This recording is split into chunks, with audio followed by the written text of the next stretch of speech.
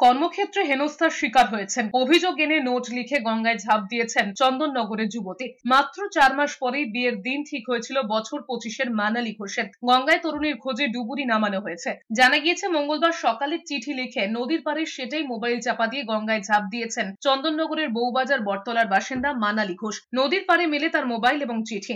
বছর 3 আগে রেজিস্ট্রি করে বিয়ে হয়েছে মানালির। 3রা ফেব্রুয়ারি আনুষ্ঠানিকভাবে বিয়ের দিন ঠিক হয়েছিল। দুই পরিবারই বিয়ে নিয়ে প্রস্তুতি নিচ্ছিলেন।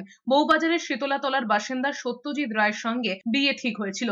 মানালি সেলস গার্লের কাজ করতেন। দিন 3 ধরে কর্মস্থলে কোনো সমস্যা হয়েছিল বলে দাবি পরিবারের। যেই দোকানে তিনি কাজ করতেন, চিঠিতে সেই দোকানের মালিক সঞ্জয় এবং মমতা দাসকে দায়ী করে চিঠি লিখেছেন। পরে পুলিশ সঞ্জয় এবং মমতা দাসকে আটক করেছে। আমাদের পাড়ারই মেয়ে, আমাদের পাড়ার ছেলের সঙ্গে আর 1 মাস পর বিয়ে হবে, এঙ্গেজমেন্ট হয়ে গেছে।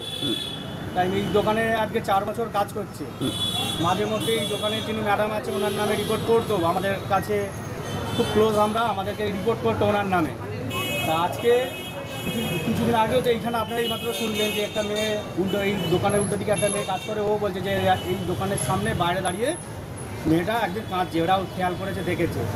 তা আজকে এই দোকান থেকে বেরিয়েছে, সকালবেলা এখানে কাজে এসছে। কাজে আসার পর এখানে কিছু একটা এমনই ঘটনা ঘটেছে, ও সোজা গঙ্গার ঘাটে গেছে, নিজের ব্যাগটা রেখেছে, ব্যাগটা রেখে সঙ্গে সঙ্গে গঙ্গায় ঝাঁপ।